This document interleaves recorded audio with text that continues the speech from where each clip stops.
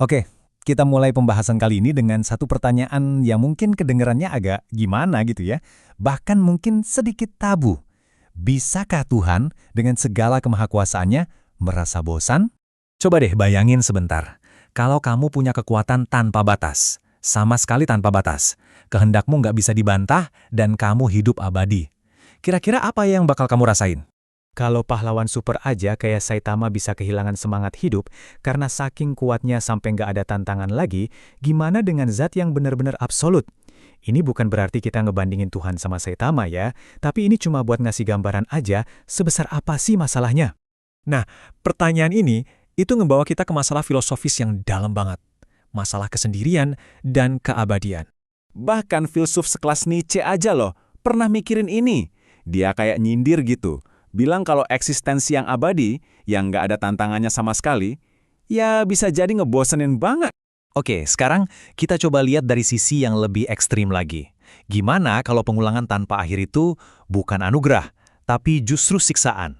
Di beberapa gambaran tentang neraka, yang paling serem tuh bukan rasa sakitnya loh, tapi fakta bahwa rasa sakit itu terjadi terus-terusan dalam sebuah time loop atau putaran waktu yang nggak ada ujungnya. Nah, ini dia yang bikin ngeri. Bayangin siklusnya. Disiksa sampai hancur, pulih lagi. Disiksa lagi. Terus aja gitu, selamanya. Nggak ada harapan, nggak ada akhir. Horornya pengulangan abadi itu di situ. Jadi, poin utamanya gini, bahkan kalau rasa sakitnya diilangin, tapi kamu tetap kejebak di pengulangan yang sama terus-menerus, itu tetap aja siksaan mental yang luar biasa berat.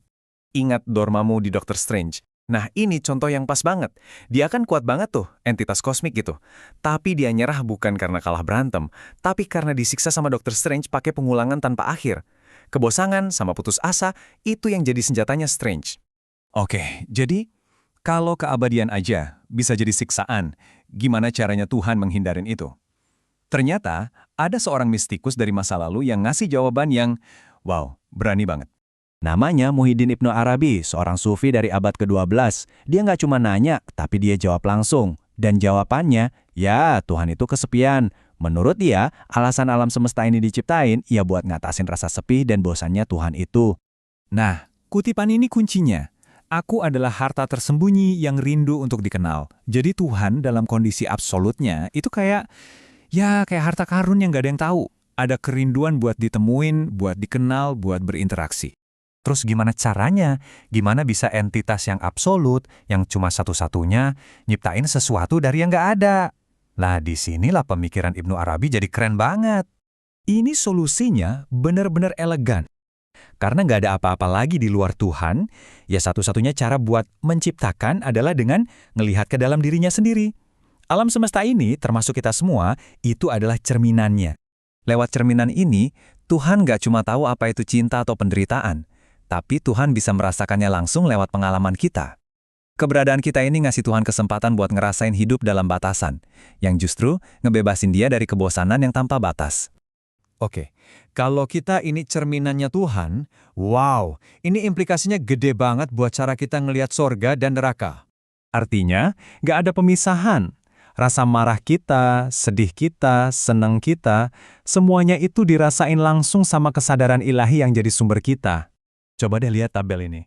Menurut pandangan ini ya, surga itu bukan tempat, tapi wujud dari rasa lega dan senangnya Tuhan. Sebaliknya, neraka itu adalah wujud dari kumpulan amarah dan kecewanya Tuhan, yang disebabin sama perbuatan kita. Tentu aja, pemikiran kayak gini bisa kerasa radikal banget ya, tapi Ibnu Arabi ngasih kerangka berpikir yang penting banget biar kita bisa paham. Jadi Ibnu Arabi ngebedain dua dimensi Tuhan. Yang kita omongin, yang kita perdebatkan, itu namanya Tuhan ilahiyah, konsep Tuhan yang ada di pikiran kita. Sementara itu, ada Tuhan rububiyah, yaitu esensi Tuhan yang sejati, yang wah itu jauh di luar jangkauan pikiran kita. Jadi intinya tenang aja, perdebatan dan pemikiran filosofis kayak gini tuh nggak bakal ngubah atau ngurangin esensi Tuhan yang sejati. Kita ini cuma lagi berusaha memahami cerminannya yang bisa kita jangkau gitu loh. Nah, ini ngebawa kita ke pertanyaan terakhir yang paling dalam. Kalau pikiran dan pengalaman kita cuma bisa nangkep pantulannya doang, terus apa artinya mencari yang sejati? Sumber dari semua pantulan ini? Coba deh direnungin.